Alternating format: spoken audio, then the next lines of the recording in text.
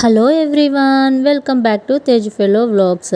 ఏంటి ఇవన్నీ అని చూస్తున్నారా? ఈరోజు మనము డిఫరెంట్ స్టైల్లో ఉప్మాని చేసి చూద్దామండి. అంటే ఉప్మా అనేది చాలా ఈజీగా చేసుకోవచ్చు, బట్ ఇవన్నీ యాడ్ చేసి చేయడం వల్ల టేస్ట్ అనేది చాలా బాగుంటుంది. పిల్లలు కూడా చాలా ఇష్టపడి తింటారండి.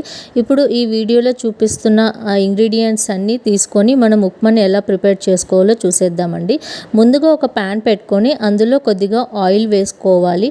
ఆయిల్ హీట్ ఎక్కిన తర్వాత మనము కొద్దిగా అల్లం ముక్కలు అండ్ పీనట్ని తీసుకొని రోస్ట్ చేసుకోవాలి. అంటే మనకు ఇవన్నీ యాడ్ చేయడం వల్ల రెగ్యులర్ ఉప్మా కాకుండా కొద్దిగా డిఫరెంట్ టేస్ట్ హెల్తీగా ఉంటుందండి.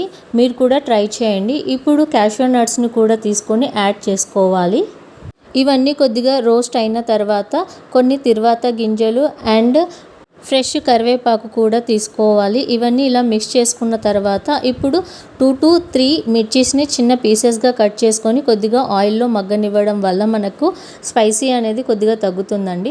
ఇవన్నీ తీసుకున్న తర్వాత ఫైనల్గా మనము ఆనియన్స్ను కూడా తీసుకొని రోస్ట్ చేసుకోవాలి. ఇలా ఆనియన్స్ అనేవి మనకు కొద్దిగా గోల్డెన్ కలర్ వచ్చిన తర్వాత ఇందులో కొద్దిగా క్యారెట్ ముక్కలను, అంటే మనకు ఇష్టమైతే 2 క్యారెట్స్ తీసుకోవచ్చు, లేదా 1 క్యారెట్ ఎనఫ్, కొద్దిగా కొత్తిమీర అండ్ 1 టమోటా పీసెస్ని కూడా తీసుకొని బాగా కలుపుకోవాలి. ఇవన్నీ ఇలా కొద్దిసేపు రోస్ట్ అయిన తర్వాత మనము వాటర్ అనేది యాడ్ చేసుకోవాలండి.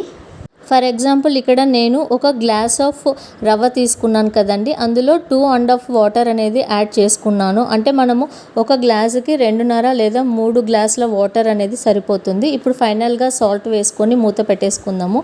వాటర్ అనేది ఇలా బాగా మరలిన తర్వాత మనము ఫైనల్గా ఉప్మా రవ్వని యాడ్ చేసుకొని కలుపుకోవాలి.